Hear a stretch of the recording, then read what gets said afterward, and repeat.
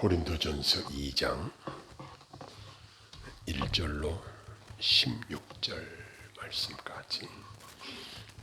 너무 기니까 1절부터 5절까지만 제가 봉독하도록 하겠습니다.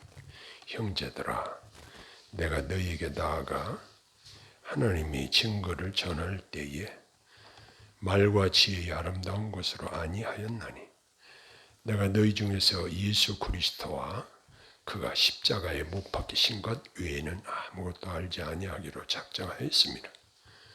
내가 너희 가운데 거할 때 약하고 두려워하며 심히 떨었노라. 내 말과 내 전도함이 설득력 있는 지혜의 말로 하지 아니하고 다만 성령의 나타나심과 능력으로 하여 너희 믿음이 사람의 지혜에 있지 아니하고 다만 하나님의 능력이 있게 하려 하였노라. 아멘. 사도 바울이 하나님의 증거를 전할 때에 말과 지혜의 아름다운 것으로 하지 아니하겠다, 이렇게 작정을 하는 모습을 여기서 보게 됩니다. 바울은 탁월한 설교자였습니다. 그가 아덴에서 설교할 때에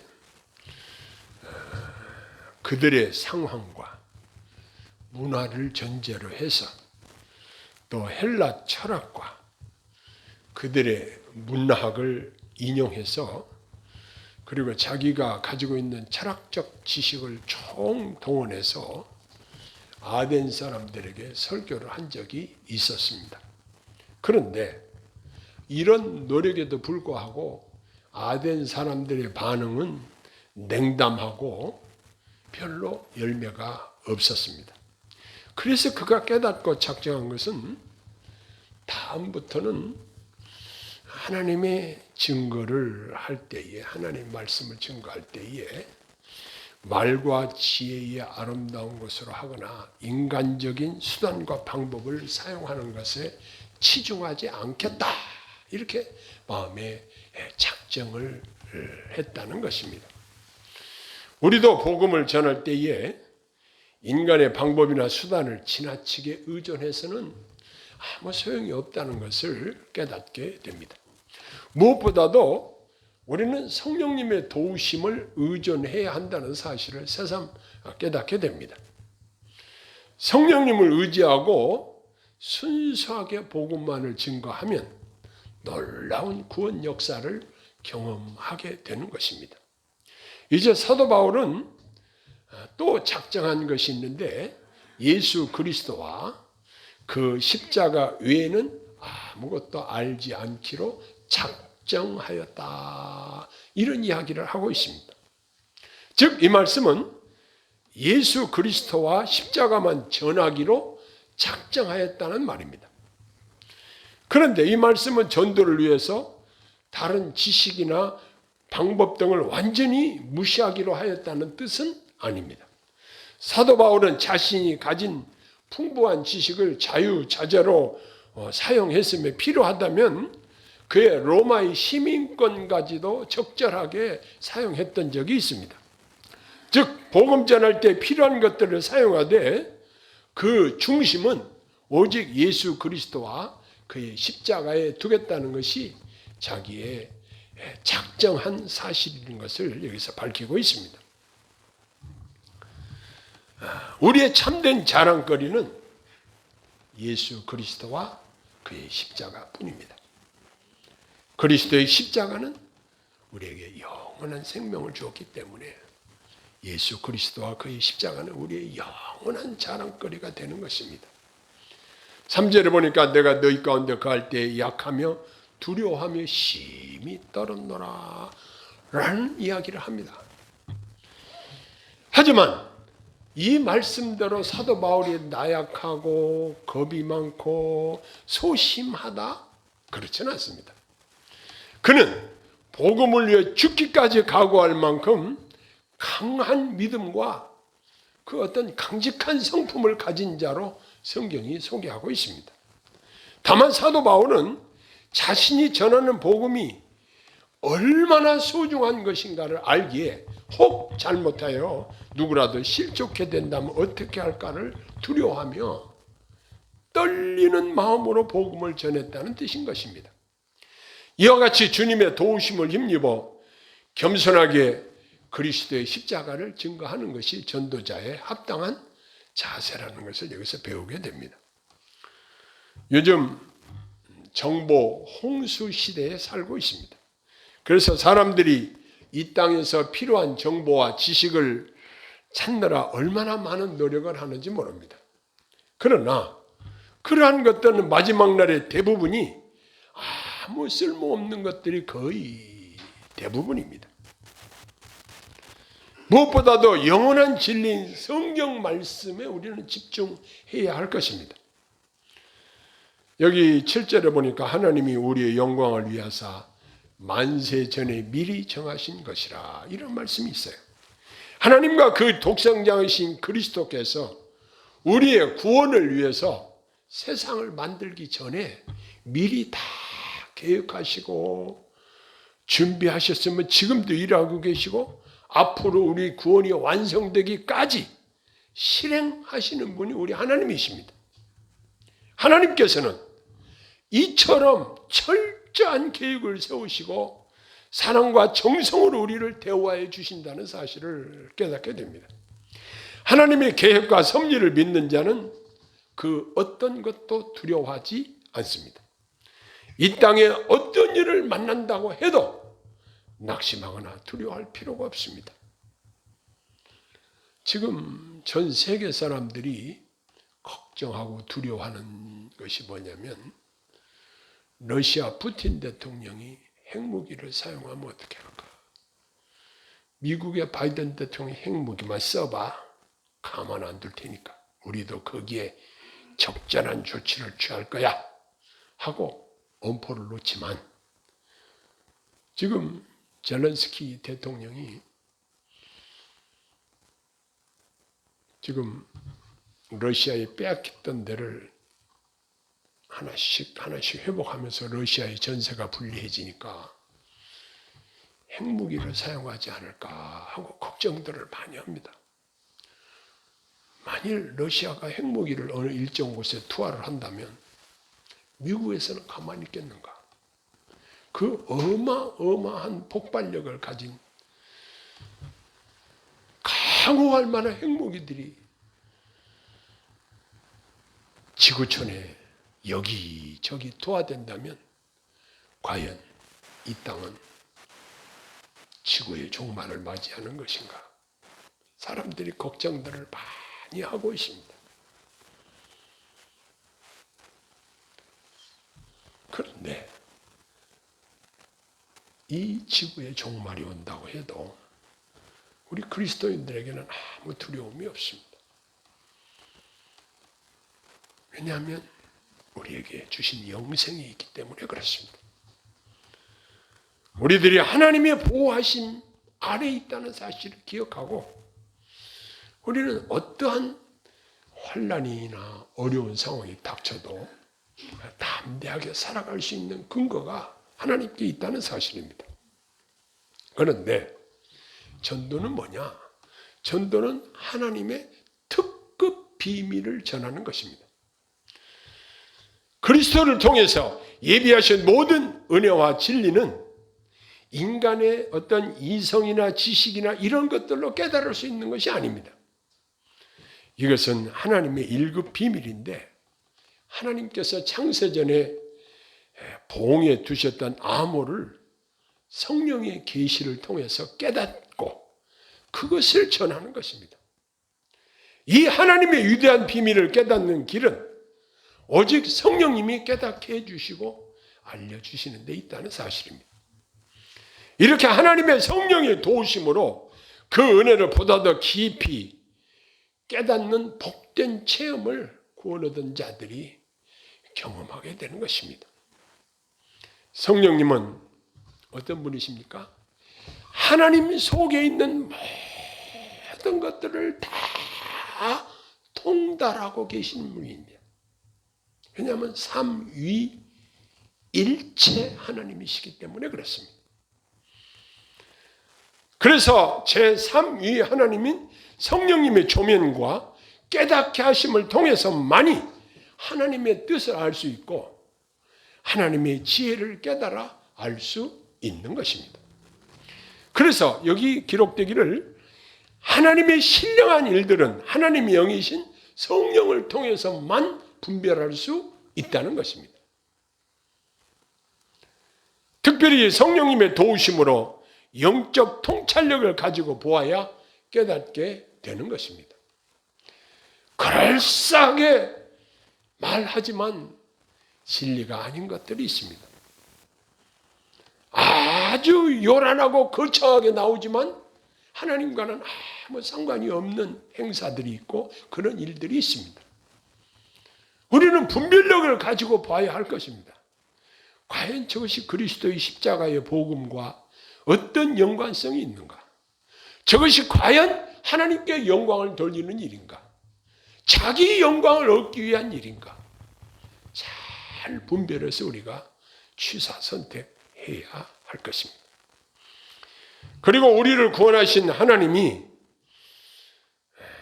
우리를 구원만 하신 것이 아니라 우리가 이 땅에 사는 동안 우리들을 보호하시고 인도하신다는 사실을 우리는 깨닫고 믿게 되는 것입니다. 여러분, 하나님이 우리 영혼 구원하시는 것으로만 끝내버리시는 것이 아니에요. 매 순간순간 성령께서 우리와 동행하시고 그분이 우리를 도와주시고 그분이 우리를 인도해 주시는 거예요. 그런데 출애굽할 당시 이스라엘 백성들을 보면은 매일 새벽같이 가서 그들이 일용할 양식 만나를 주워다 먹었어요. 그런데 이 사람들이 먹을 것 갖고 걱정으로 옛날에 먹었던 애굽에서 먹었던 그런 것들 먹고 싶다. 불평불만하고 그들에게 내려주신 만나는 하나님이 주신 양식으로 완전 식품이었습니다.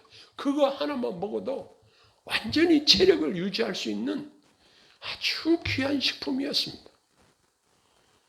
그럼에도 불구하고 원망과 불평이 많이 기록되어 있는 것을 우리는 성경을 통해서 볼 수 있는데 오늘날 우리라고 해서 별반 다르지 않습니다. 조금만 어떤 어려운 상황이 닥칠 것 같으면 미리 겁을 먹고 염려하고 근심하고 하나님을 원망하고 이러한 경향들이 있습니다. 그러나 나를 구원하신 하나님, 나를 위해서 독생자를 내어주신 하나님이 우리가 이 땅에 사는 동안 모든 일체의 삶의 현장 속에서 나와 동행하시고 여호와 일의 하나님이 나를 위해서 준비하시고 그리고 끝까지 우리를 보살펴 주신다는 사실을 확신하시기를 바랍니다. 여러분 지내놓고 보면 여러분 힘으로 살았어요? 저는 그렇더라고요. 하나님 은혜로 살았어요. 모든 것이 하나님의 은혜예요. 내가 뭐 아들들을 셋이나 낳고 싶어서 낳나요? 하나님께서 허락해 주셔서 낳았고 내가 저것들을 어떻게 잘 키울 수 있나요? 하나님이 키워주셨고 하나님이 다 자립해서 살게 해주셨고 나 개인의 문제, 자녀의 문제, 교회 문제, 국가의 문제, 세계의 문제까지도 이 우주를 통치하시고 지배하시고 관리하시고 우리 성도 개개인들에게 친히 관심을 기울이시고 지켜주시고 보호해 주시는 하나님을 의식하고 우리가 사는 것입니다.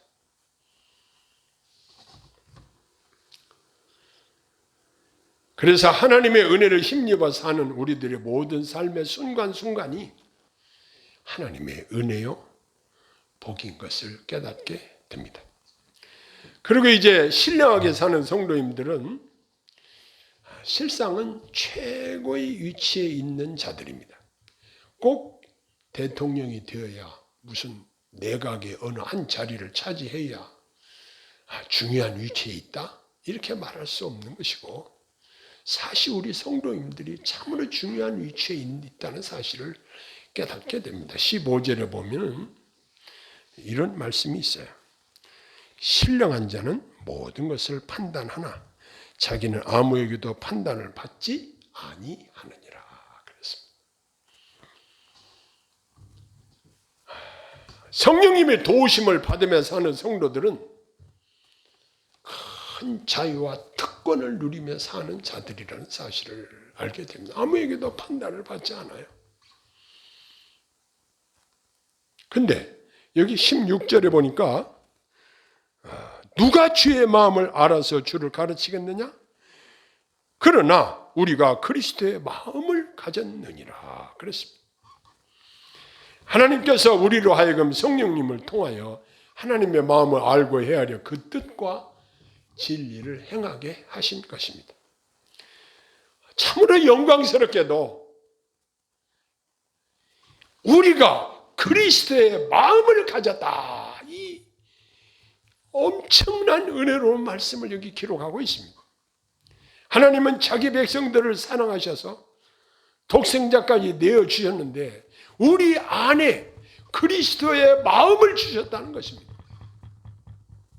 무릇 지킬 만한 것보다 내 마음을 지키라. 생명의 근원이 이에서 남이라 말씀하셨는데 우리 안에 그리스도의 마음을 주셨다는 것이에요. 얼마나 감사한 일이에요. 자, 로마서 8장 32절에 자기 아들을 아끼지 아니하시고 모든 사람을 위하여 내어주신 이가 어찌 그 아들과 함께 모든 것을 은사로 주지 아니하시겠느냐라고 말씀하셨습니다.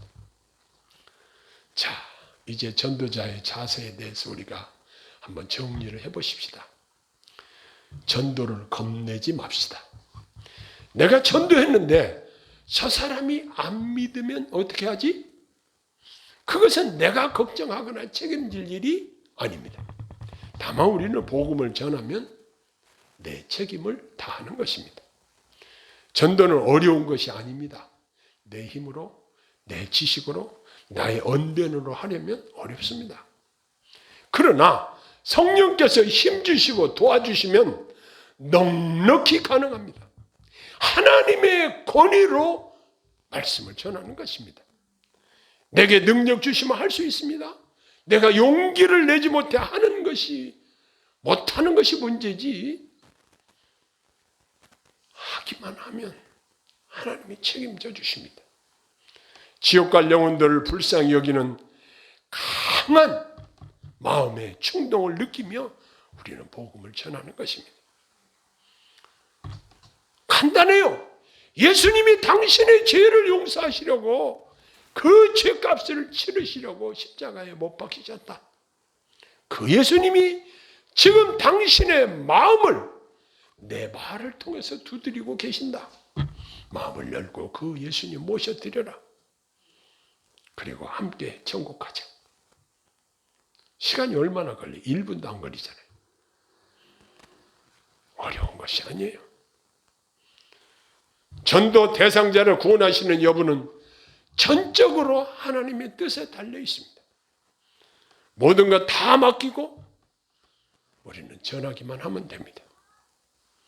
하나님이 놀라운 구원 역사를 실행하실 것입니다. 사랑하는 성도 여러분, 사람이 1년 기술 배운 사람 다르고 5년 기술 배운 경험 있는 사람 다르고 10년 한 사람 다르고 30년 한 사람 다르고 평생 한 사람 달라요. 자, 우리가 평생 예수를 믿었는데 적어도 전도의 달인이 되어야 되지 않겠는가, 이런 생각을 합니다.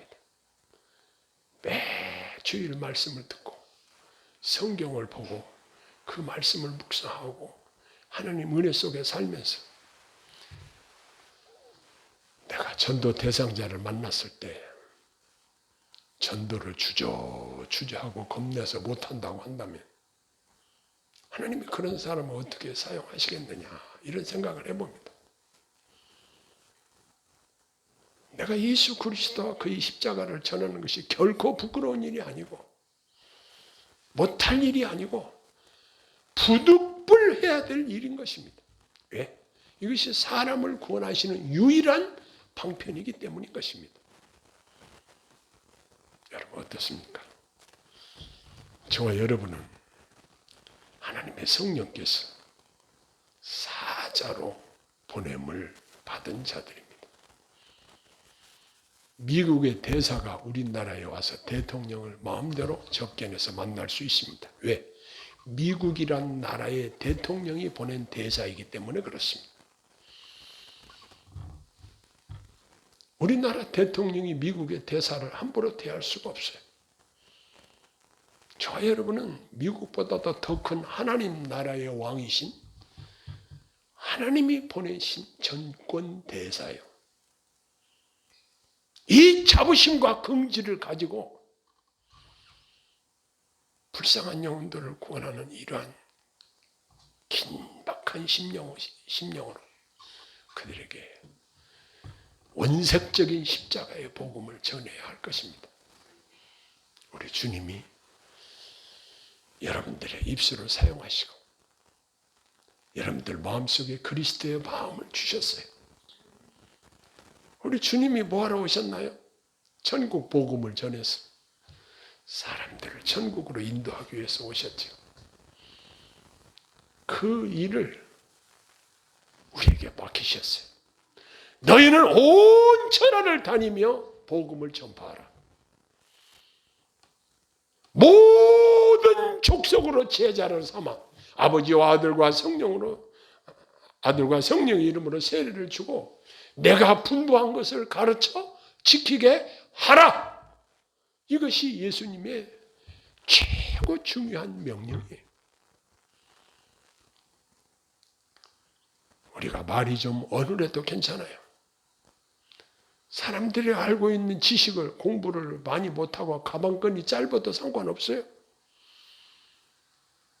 성령님께서 우리가 전하는 말에 힘을 실어주시고 사람들의 마음을 움직여주시고 그들을 구원하시고자 하면 얼마든지 구원하실 수 있는 거예요.